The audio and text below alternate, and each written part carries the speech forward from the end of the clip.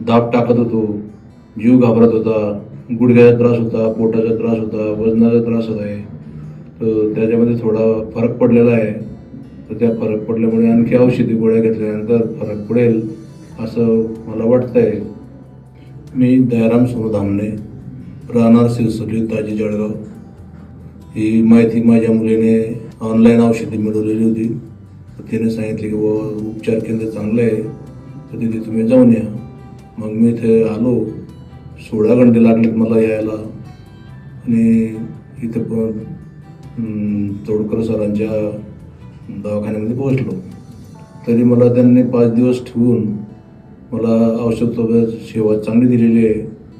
घरी जाऊन मी सर्व नियमित औषधी घेईल आणि जो मला गुण आला आहे तो इतर लोकांना सुद्धा सांगेल किंवा तोडकर सरांकडे जा तुम्ही, चांगले औषध देतात, ते चांगली सेवा देतात.